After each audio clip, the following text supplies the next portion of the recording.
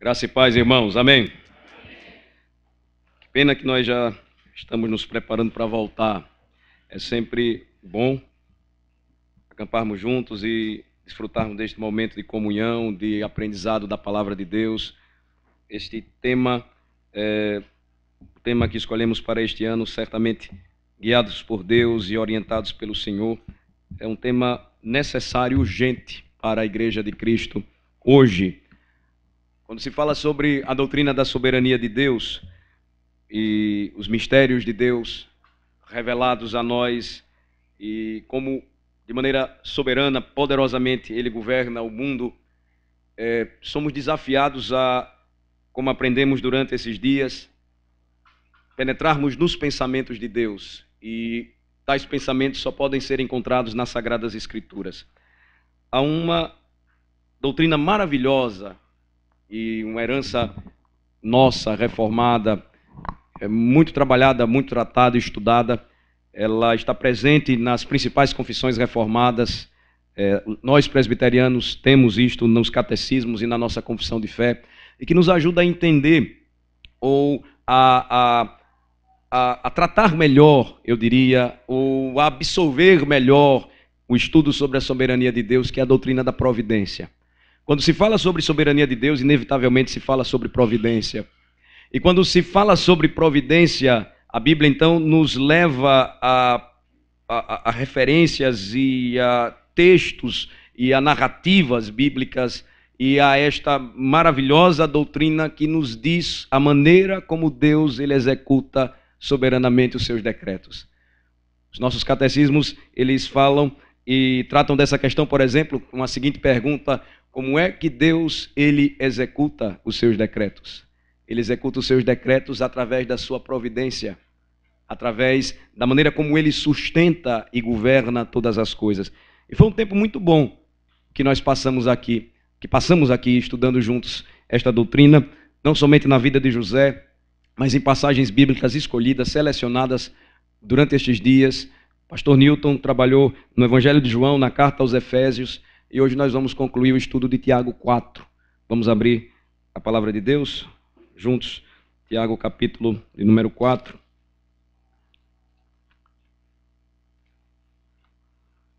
O nosso esforço precisará ser redobrado.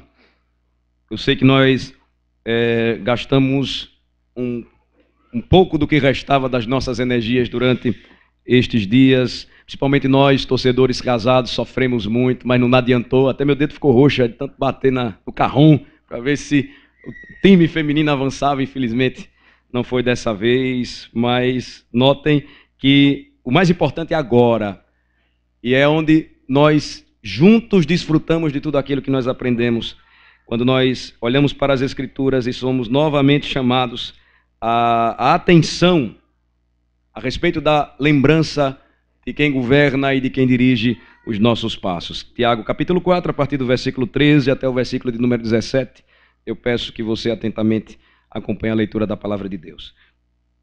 Atendei agora vós que dizeis: hoje ou amanhã iremos para uma cidade tal, e lá passaremos um ano, e negociaremos, e teremos lucros. Vós não sabeis o que sucederá amanhã. Que é a vossa vida? Sois apenas como neblina que aparece por instante e logo se dissipa. Em vez disso, devíeis dizer: se o Senhor quiser, não só viveremos, como também faremos isto ou aquilo. Agora, entretanto, vos jactais das vossas arrogantes pretensões. Toda jactância semelhante a essa é maligna.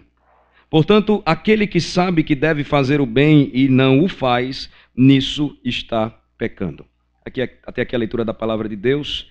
O que é que nós já aprendemos no estudo de Tiago 4, a partir do versículo de número 13? Que o grande impedimento para a compreensão da doutrina da providência de Deus e para a compreensão desta expressão tão bela aqui registrada em Tiago, se Deus quiser, é o pecado da presunção. A presunção, nós aprendemos, ela é extremamente frequente na vida do crente. Em segundo lugar, nós vimos que a presunção ela é tão familiar na vida do crente quanto mais podemos imaginar. ou quanto mais podemos procurar enxergar ou encontrar a presunção que toma conta do nosso coração, que toma conta da nossa alma e que nos leva a planejar ou a projetar o que não é errado na Escritura, nem condenado na Escritura. Mas a advertência do apóstolo é que é possível, se presunçosos formos, ou seja, planejarmos, projetarmos, organizarmos algo sem Deus presente, é possível que o pecado da presunção, que é tão frequente, que é tão familiar, que está tomando o nosso coração, nos afaste então daquele caminho traçado pelo Senhor, o caminho da obediência.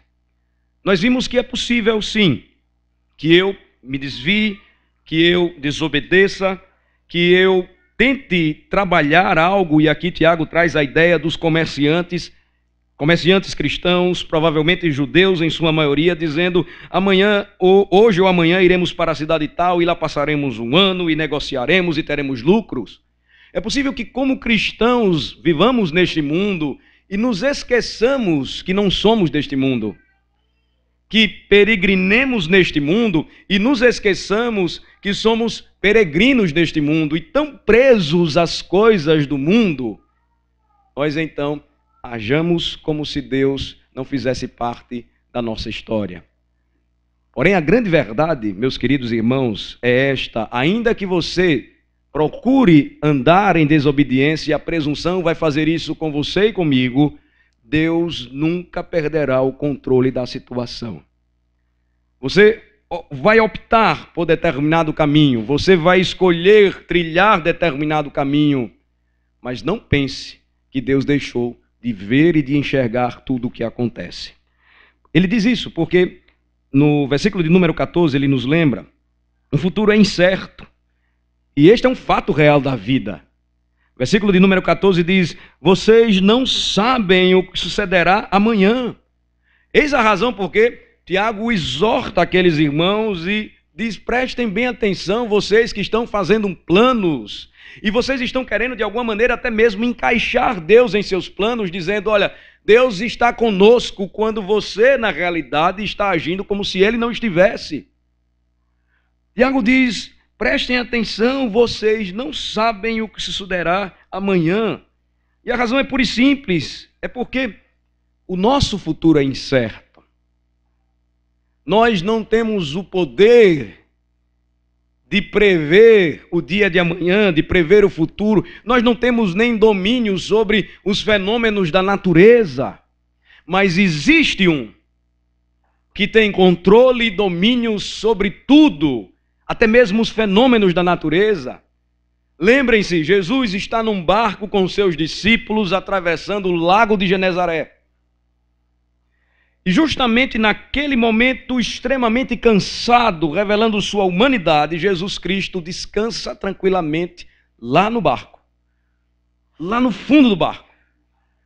Quando naquela região tão comum o tempo muda e grande ventania, ela começa a soprar contra o barco e uma grande tempestade cai sobre o barco, a ponto do barco ir a pique, ou seja, afundar. E os discípulos desesperados correm até Jesus e ele está dormindo profundamente. Acorda, Senhor! Não estás vendo o que vai acontecer? Jesus se levanta e diz: ah, homens de pequena fé! Vocês se esqueceram quem está no barco com vocês e demonstrando que ele controla e dirige tudo, apenas com a palavra ele ordena e toda a calma ela retorna. A tempestade cessa. A pergunta dos discípulos, portanto, foi esta: quem é este que até o vento e o mar lhe obedecem? Nós não podemos saber o que vai acontecer amanhã. Jesus Cristo sabe, o nosso Redentor e Senhor. Tiago, então, versículo 14, prossegue e diz, com uma pergunta: o que é a vossa vida? E ele completa: sois apenas como neblina que aparece por instante e logo se dissipa. Ele compara a vida do homem como aquele vapor que sobe na chaleira, que está esquentando a água do café. e de repente você vê o vapor subindo e ele some. De repente na estrada uma neblina ela surge e você passa por ela e ela desaparece. Eu lembro que o ano de 2001, estava cursando o meu 2º ano de seminário. E estava me dirigindo com os meus colegas para a última aula do dia, quando de repente o nosso professor ele chega e diz: vocês não sabem o que está acontecendo? Nós não, estamos na sala de aula. Ele disse: acabou de se chocar com uma das torres do World Trade Center um avião. 11 de setembro. Ninguém sabia, ninguém podia imaginar que o centro mais poderoso do universo, o centro mais poderoso economicamente do mundo, fosse atingido por 2 aviões em um dia calmo, em um dia onde todos estavam executando os seus planos, onde todos tinham as suas agendas, onde todos tinham os seus calendários, onde todos achavam que tudo iria bem. Tanto tempo atrás, Tiago está tratando então da mesma realidade e fatos reais da vida. O que é a vossa vida? O que é a minha vida? Somos apenas como neblina que aparece por instante e logo se dissipa. O futuro é incerto, mas Tiago prossegue e diz: a brevidade também, ela é certa. Se o futuro para nós, se o amanhã para nós é algo que não podemos prever, a Bíblia claramente nos diz que o ser breve ou a brevidade da vida é uma certeza que temos. Por exemplo, quando nós olhamos o livro de Jó, marquem Tiago, capítulo 4, examinem comigo no livro de Jó, capítulo 7, vamos para lá. Jó, capítulo 7.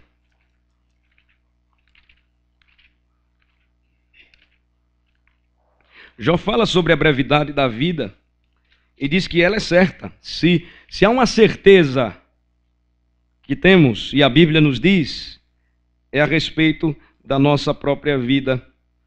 Jó 7, versículo de número 6. Vamos ler juntos? Os meus dias são mais velozes do que a lançadeira do tecelão e se findam sem esperança. Notem que Jó falou sobre a brevidade de sua vida, comparando-a com a lançadeira do tecelão. E ele diz que a vida é tão breve que pode se findar sem esperança. No versículo de número 7, o que é que ele diz? Leamos. Lembra-te de que a minha vida é um sopro, os meus olhos não tornarão a ver o bem. E mais uma vez ele fala adiante, versículos de 8 a 10, vamos ler? Os olhos dos que agora me veem não me verão mais. Os teus olhos me procurarão, mas já não serei. Tal como a nuvem se desfaz e passa, aquele que desce à sepultura jamais tornará a subir. Nunca mais tornará a sua casa, nem o lugar onde habita o conhecerá jamais. Percebam que Jó trata deste assunto há tanto tempo atrás e diz que a brevidade da vida é certa, a brevidade da vida não faz acepção de pessoas, a brevidade da vida não está importando com o status social da pessoa, se ela é rica ou pobre, se ela é jovem ou velha, se é adulto ou criança. O fato é, a realidade da vida é que de repente podemos nos encontrar com uma enfermidade debilitante, que nós podemos ser acometidos de qualquer outro problema social, econômico, político. Tudo muda, a vida é breve. Por isso Tiago diz, o que é a vossa vida, meu irmão ou minha irmã? Ela é comparada à neblina que aparece por instante e logo se dissipa. E com base nisso, nós precisamos nos perguntar nesta noite, este acampamento precisa produzir mudanças sérias e necessárias em nossa alma. O que é que você e eu, o que nós estamos fazendo com as verdades do Evangelho que ouvimos? O que é que nós estamos fazendo com a luz, o brilho da luz da palavra em nossos corações, em nossa alma? O que é que nós estamos fazendo uma vez que entendemos a vontade de Deus?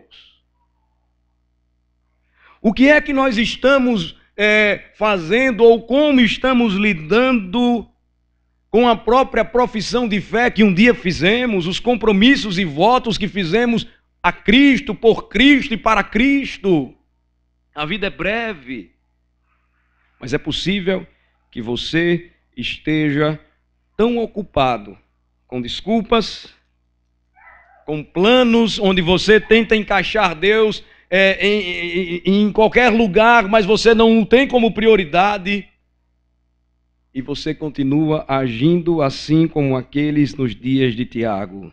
Nós vamos continuar a vida, nós vamos passar um ano em tal lugar, nós vamos negociar, nós vamos ter lucros hoje ou amanhã. Tiago, ele continua a dizer e a ensinar, e eu convido vocês a voltarem para o capítulo 4 da carta, mostrando a nós um novo caminho. Quando ele nos convida a cultivarmos um olhar claro, um olhar sóbrio a respeito da brevidade da vida, ele então passa a nos dar instruções sobre como viver, como aproveitar o máximo o tempo que Deus nos confiou.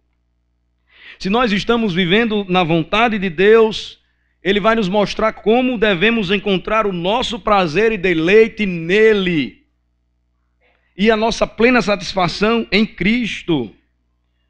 O que ele vai dizer no versículo 15, irmãos, é o cerne, é o centro, é o ponto máximo dessa parte conclusiva do capítulo 4. Versículo 15 diz: em vez disso, devíeis dizer, notem o contraste. Em vez disso, ou seja, de planejarem a parte de Deus, de fazer planos, tirando Deus do centro, em vez disso, devíeis dizer o quê? Vamos ler? Se o Senhor quiser, não só viveremos, como também faremos isto ou aquilo. Ele apresenta aqui, ou nos adverte a respeito de dois perigos quando nós tentamos descobrir a vontade de Deus. Dois perigos que a Bíblia sempre, de maneira recorrente, adverte os crentes em sua caminhada. O primeiro deles é que existe o perigo de planejarmos nossa vida de forma imprudente, sem referência a Deus. De escolher o que vamos fazer, o que desejamos para a vida, o que vamos buscar. Esse é um perigo, claro, ele já vai tratar disso, ele trata disso nos versículos anteriores. Mas, traçando uma linha de ensino na revelação da palavra, o Senhor vai nos ensinar, por exemplo, no livro de Eclesiastes, que quando nós agimos deste modo, planejando nossa vida de forma imprudente e sem referência a Deus, a nossa vida se torna vaidade. Tiago certamente usa a linguagem do sábio, quando ele diz que tudo vai então ser semelhante a correr atrás do vento, névoa, vapor, algo que de repente aparece e logo some. Esse é o primeiro perigo e ele adverte aos crentes. O segundo perigo é vivermos de maneira descuidada na esperança de que tudo vai dar certo no final, de que tudo sempre vai terminar bem. É um terrível pecado. Presunção é pecado. Necessita de mudança de mente, mudança imediata. Vai fazer com que você continue pecando e achando que Deus vai lhe fazer vitorioso sempre. A promessa de Deus, irmãos, ela não deve transformar a nossa caminhada cristã em uma caminhada desleixada, descompromissada e fraca. Cristãos são chamados a planejarem bem e a planejarem de maneira correta. Cristãos são chamados a enxergar o mundo colocando os óculos das Escrituras sagradas e fazendo aquilo que é certo. A Escritura nos mostra, irmãos, que se entendermos de fato a importante expressão bíblica, se o Senhor quiser, não só viveremos, como também faremos isto ou aquilo. Isto é confiança ilimitada, total, na providência de Deus. Ele vai dizer então que você deve se submeter à soberania divina. Quando você compreende esta expressão, você vai deixar de usá-la assim como muitas vezes eu usei. Quando você está aconselhando alguém e esta pessoa está aflita ou está enferma e você usa a expressão como se fosse uma palavra de ordem, não, se Deus quiser você vai sair daqui. Quando muitas vezes esta não é a vontade de Deus, é que a pessoa morra. Ou estou dizendo aqui algo que não é real? São fatos reais da vida. A expressão "se Deus quiser" vai nos levar a confiar e a entregar inteiramente a nossa vida ao Senhor, nos submetendo à soberania de Deus. Vai nos livrar das pretensões arrogantes com as quais aqueles nos dias do apóstolo se jactavam, se orgulhavam. A história conta que a Rússia nunca foi fácil de ser invadida. Na Segunda Guerra Mundial, por exemplo, os planos de Adolf Hitler de dominar o mundo também passavam pela Rússia. As batalhas travadas lá foram dentre as mais terríveis. E no final, quem derrota o exército nazista é o duro inverno russo.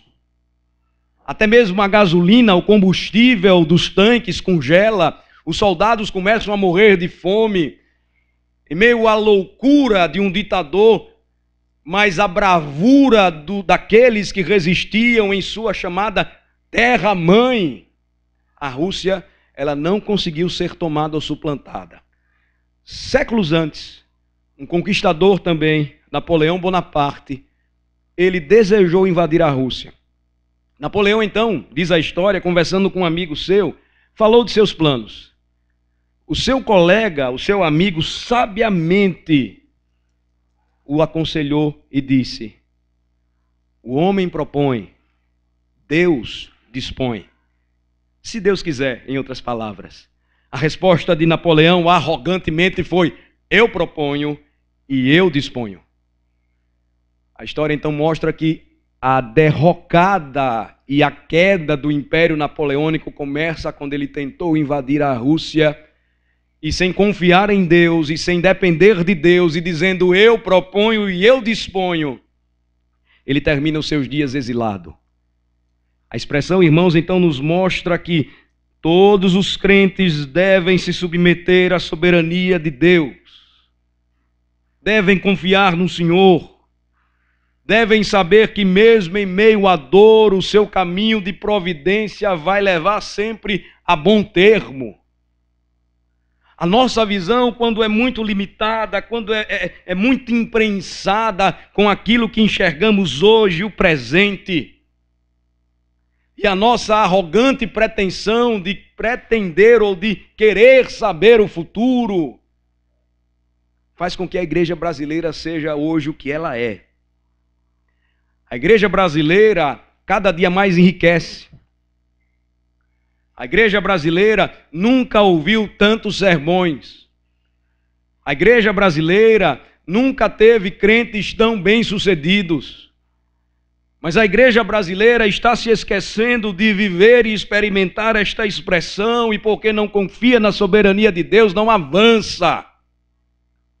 Enquanto nós estamos aqui acampados, no dia de ontem, 21 cristãos foram mortos pelo ISIS. Essa é a realidade. 21 homens crentes. Essa é a realidade. A reação nós deveríamos nos perguntar. E sabe qual geralmente é a nossa tendência? Pastor, o mundo está caminhando para a derrota, a destruição. E aí nós começamos a acreditar que o nosso Deus é fraco, que o nosso Cristo não venceu. E aí dizemos: pastor, tudo isso é necessário que aconteça para que Cristo volte. Quando ele diz que nós deveríamos pregar o Evangelho, porque assim, de fato, cumpriremos a promessa de seu retorno. E aí a pergunta que não quer calar é a seguinte: por que 21 cristãos foram mortos, homens cristãos, dentre tantos outros naquela região onde o Estado Islâmico está querendo se afirmar? Porque meninas cristãs estão sendo vendidas como escravas sexuais para aqueles homens horríveis. Enquanto as nações cristãs não se levantam primeiramente para orar, mas também para se manifestar, e se necessário for, mandar o exército para que estes homens sejam derrotados e destruídos, para que não façam isso contra pessoas inocentes. Por que tudo isso está acontecendo? Porque nunca houve, e isso já faz muito tempo, no mundo muçulmano, e o mundo muçulmano compreende o continente africano e o continente asiático, nunca houve tantas conversões de muçulmanos a Cristo. Por que vocês acham que há toda essa reação? Por que vocês acham que há todo esse levante do reino de trevas numa tentativa inútil de destruir a igreja daquele que disse que as portas do inferno nunca prevalecerão contra ela? Porque Cristo venceu e o seu reino continua a avançar. Se nós continuarmos sem entender que somos chamados a nos entregar em submissão à vontade de Deus, jamais perceberemos o significado da expressão "se o Senhor quiser".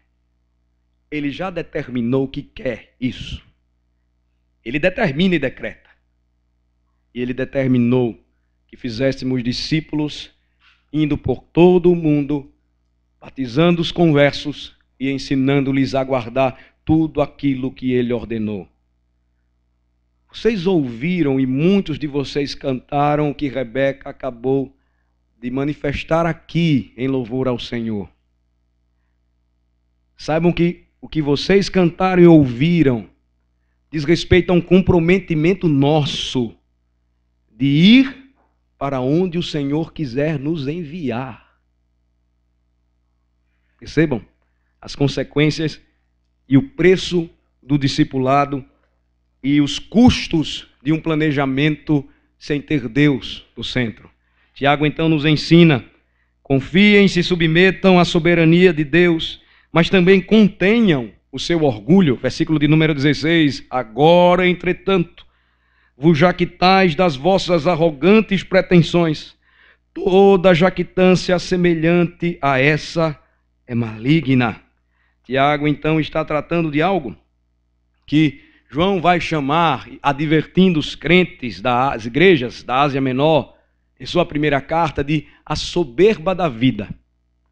A soberba da vida nos torna tão pretensiosamente arrogantes que nós vamos começar a viver como cristãos, mas sem nenhuma dependência de Deus, como se fôssemos cristãos. Essa é a melhor colocação. Porque, na prática, a arrogância toma o nosso coração e isso começa a fazer com que a gente não ore mais, com que a gente não estude mais a Escritura, que a providência de Deus ela não se torne tão viva e real, ainda que esteja diante dos nossos olhos, a conduzir os nossos caminhos, ainda que por trajetos misteriosos, nos fazendo saber que o Senhor controla e dirige os nossos passos. Abram comigo em Provérbios, apenas no capítulo 16 do livro de Provérbios, nós temos aqui pelo menos 3 indicações a respeito disso, irmãos, para que não haja dúvida. A Escritura é clara. E nós não podemos sair daqui, irmãos, sem absorver tudo o que ouvimos durante esses dias. Não é possível. Nós precisamos fazer alguma coisa, a começar em nossa própria vida e em nossa própria organização. 16, versículo 1, primeiro versículo aqui, vamos ler. O coração do homem pode fazer planos, mas a resposta certa dos lábios vem do Senhor. O coração do homem pode planejar. Você e eu fazemos planos diariamente, mas de onde vem a resposta certa? A resposta certa dos lábios, ela vem do Senhor. Você caminha um pouco mais comigo aí. Versículo 9, o que é que nos diz? Vamos ler. O coração do homem traça o seu caminho, mas o Senhor lhe dirige os passos. Outro texto em Provérbios diz, como o ribeiro de águas, assim é o coração do rei nas mãos do Senhor. Ele o guia para onde o quer. Finalmente, versículo de número 25. Vejam que advertência importante. Há caminho que parece direito ao homem, mas afinal são caminhos de morte. Você pode estar planejando algo. Você pode pensar como, infelizmente, muitos jovens cristãos hoje têm pensado: eu só venho para cá, pastor, porque meus pais me obrigam a vir. Mas haverá um dia que eu vou seguir o meu próprio caminho, porque eu só estou aqui porque meu pai quer que eu venha. É muito triste ouvir, por vezes, pais falarem isto para mim. Meu filho vem para a igreja porque eu mando ele vir, mas ele não tem prazer em vir à casa do Senhor. Preste bem atenção o que diz Provérbios 16, 25. Há caminho que parece direito ao homem, mas afinal são caminhos de morte. Sabe por quê? O último versículo de Provérbios 16 diz: a sorte se lança no regaço, mas do Senhor procede toda decisão. Ele controla todas as coisas.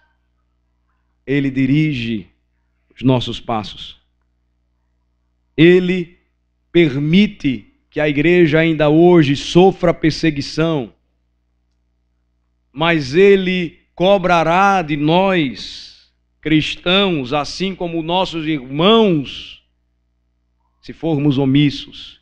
E não se esqueçam, omissão também é pecado. Os pecados mencionados na Bíblia, ou seja, as transgressões à lei de Deus, não são apenas chamadas de pecados de comissão, ou seja, aqueles que você comete, você furta, você mente. Os pecados de omissão também são mencionados nas Escrituras. Disse Jesus: porque tive fome e não me destes de comer, tive sede e não me destes de beber, estava preso e não fostes visitar-me, nu e não me vestistes. A sorte, ela se lança no regaço, mas a decisão certa, ela vem do Senhor. Voltemos para Tiago 4 e vamos terminar. Observem que a conclusão é o que nós devemos fazer como crentes, qual atitude devemos tomar. Tiago orienta sob inspiração divina, devemos ter um coração inclinado na direção certa, e certamente isto irá silenciar a língua arrogante, a língua pretensiosa, o coração jactancioso. E ele finaliza, ou ele fecha, dizendo de maneira simples que entender e viver em submissão à vontade de Deus é obedecê-lo. Vejam só como ele finaliza, parece até que não tem muita conexão com o que ele vem falando antes, mas é preciso que você leia e entenda todo o capítulo 4 e todo o contexto da carta de Tiago. Versículo 17 diz o quê? Portanto, aquele que sabe que deve fazer o bem e não faz, nisso está pecando. Tiago vai prosseguir e ele vai chamar a atenção daqueles comerciantes cristãos, porque preocupados com seus planos de ganhar muito dinheiro, se esquecendo da lei de Deus, Tiago chama mais uma vez a atenção deles, dizendo no versículo 1 do capítulo 5, prestem atenção agora, ricos, chorai lamentando por causa das vossas desventuras que vos sobrevirão. As vossas riquezas estão corruptas e as vossas roupagens comidas de traça. E o vosso ouro e a vossa prata foram gastos de ferrugens, e a sua ferrugem há de ser por testemunho contra vós mesmos, e há de devorar como fogo as vossas carnes, tesouros acumulastes nos últimos dias. E eles estavam fazendo isso a custo do salário dos trabalhadores. Havia um preço, e estes homens estavam defraudando os seus trabalhadores. Deus a tudo vê. E eis a razão porque ele prepara o coração de seus ouvintes. E Tiago então diz: prestem atenção, planejem bem, submissos à minha vontade, e eu ensino vocês na minha lei a fazer o bem. E quando vocês sabem que devem fazer o bem e não fazem, vocês estão pecando. Vocês estão sendo omissos. Vocês estão se esquecendo da importante expressão: se o Senhor Deus quiser. Como é que nós podemos aplicar, irmãos? Como é que nós podemos encerrar tudo aquilo que vimos estudando Tiago 4, de 13 a 17? Se Deus quiser, é mais do que um slogan com som espiritual. Se Deus quiser, é mais do que uma expressão ou um chavão evangélico. Se Deus quiser, é uma atitude do coração que deve ser uma marca na vida cristã. Mas se você é crente e vive arrogantemente, jactanciosamente, tomado por sua presunção, o que é a vontade de Deus para você? Se você acredita que Cristo é o seu Senhor e Salvador, e que Deus o Pai o enviou para ser o seu Redentor, por que você vive como se Deus não existisse? E você traça os planos mais loucos e vaidosos, porque você nunca ora primeiro, porque você nunca procura enxergar se tudo isso tem aprovação de Deus. Se você é crente, lembre-se que o seu Senhor e Salvador, Ele mesmo disse: não ande ansioso ou não andeis ansiosos pela vossa vida, quanto ao que vocês haverão de comer ou vestir. E Ele vai lembrar que a nossa alma é mais importante do que as vestes. A nossa alma é mais importante do que a comida. Ele vai lembrar que, sendo providente, não deixa faltar o pão na mesa dos pardais, não deixa de vestir os lírios do campo. Quanto mais a vós outros, homens de pequena fé. Quem vive preocupado com isso são aqueles que não compreendem esta expressão: se Deus quiser. Os que vivem assim são aqueles que não entregaram as suas vidas a Jesus Cristo e se submeteram a Ele como seu Senhor e Salvador. Os que assim caminham não conseguem compreender a ordem máxima de Jesus: buscai, pois, em primeiro lugar o reino de Deus e a sua justiça, e as demais coisas vos serão acrescentadas.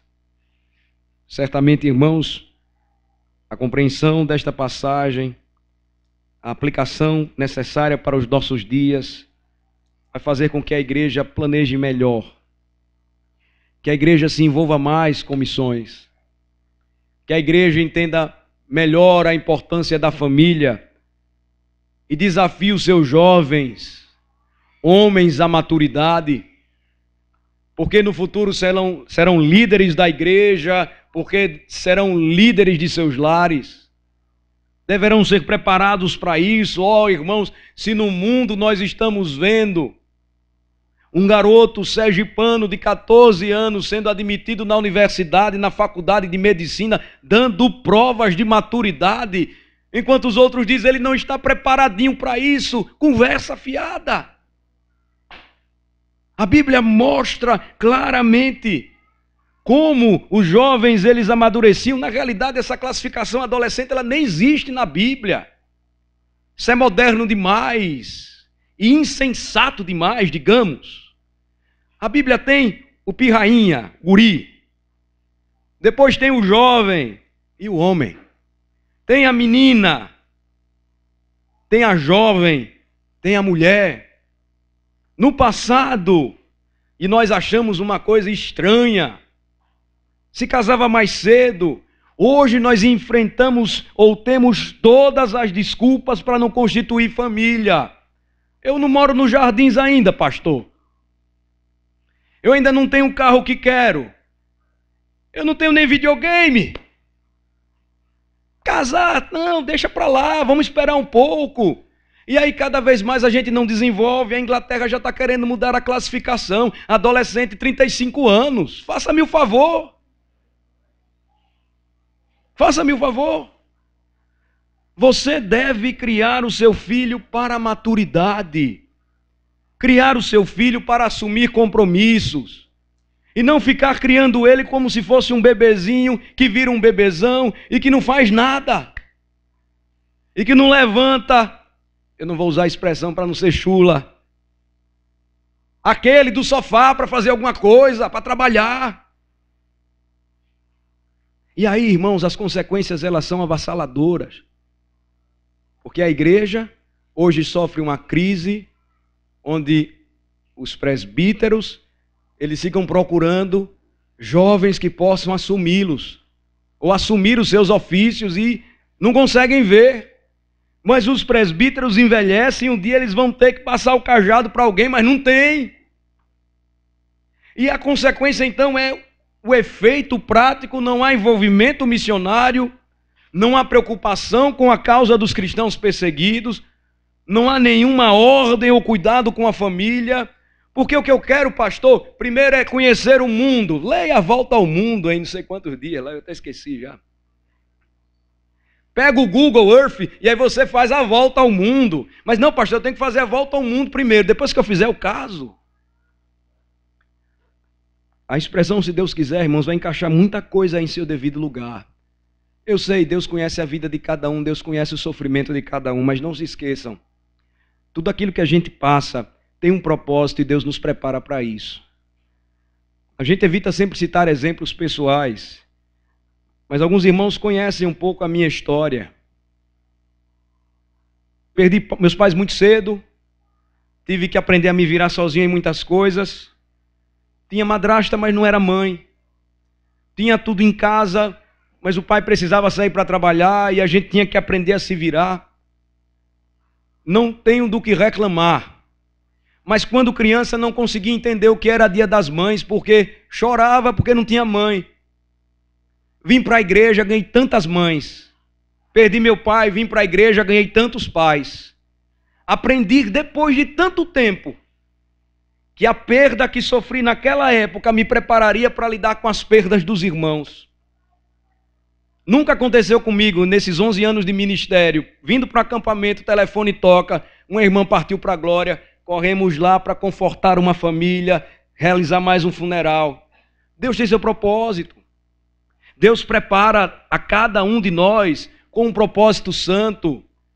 E como cristãos nós devemos entender o chamado que Deus nos entregou e aquilo que Ele nos mandou fazer. Isso daí, irmãos, já está marcado. E se você for arrogante, pretensioso, jactancioso, e veja, isso é um pecado grave, você não vai se submeter à expressão se Deus quiser, porque você não vai planejar bem. Eu louvo ao Senhor porque muitos de nós poderíamos ter aproveitado esse tempo para estar fazendo qualquer outra coisa, mas nós estamos aqui e estar aqui não é fruto do acaso, é providência de Deus, para que a gente recebesse tudo o que recebemos durante esses dias, da palavra, da adoração, da comunhão, do lazer santo, do crescimento juntos, do fortalecimento como igreja. Temos muito o que fazer, irmãos. E se nós abraçarmos de fato tal expressão, faremos sempre na dependência do Senhor, mas confiando que até mesmo em meio à dor e ao sofrimento, Ele sempre vai apontar para a gloriosa verdade: eu, o Senhor, faço tudo bom. Que Deus abençoe a minha, você, a minha oração. Que Ele aplique a sua palavra ao nosso coração. Que Ele desperte muitos jovens hoje para esta gloriosa realidade. Converta aqueles que ainda têm o coração endurecido e que creiam no Senhor Jesus Cristo como o Senhor e Salvador da sua vida, soberano sobre tudo e todos. Que Deus nos fortaleça e nos mostre e revele o poder que há no Evangelho. E não se esqueçam disso, o Evangelho é o poder de Deus para a salvação de todo aquele que nele crê. Oremos ao Senhor. Senhor, te louvamos, bendizemos o teu santo nome, agradecemos por tua palavra, porque a tua palavra nos diz que esta é a vontade do Senhor, que todo aquele que vê o Filho e crê nele tem a vida eterna. E o Senhor em suas palavras disse: eu o ressuscitarei no último dia. Nós vivemos, ó Deus, debaixo dessa promessa. O Senhor governa soberanamente a nossa vida e todo o universo. Não permitas, ó Senhor, que nos esqueçamos disto em nossa caminhada. Abençoa-nos, ó Deus, e ensina-nos a confiar em tua providência. E lembrar que o pão de cada dia não nos falta à mesa, porque o Senhor nos sustenta. E até mesmo quando sofremos e enfrentamos dificuldades nesta vida, o Senhor está nos fortalecendo e nos preparando para um supremo propósito, que é a glória do teu nome. Ó Senhor, abençoa a todos nós. Retira, Senhor Deus, as dúvidas dos corações que ainda relutam em crer, que creiam e confiem no Senhor. E desperta, Senhor, nesta noite muitos jovens para o teu serviço. Que muitos, ó Senhor, dos nossos filhos, que têm ainda um coração tão longe do Senhor, sejam chamados à tua presença, são fruto da tua promessa, Senhor. Que aqueles, ó Deus, que nos visitam saiam mais felizes e regozijantes por conhecerem as boas novas da salvação. Cristo Jesus morreu pelos pecadores.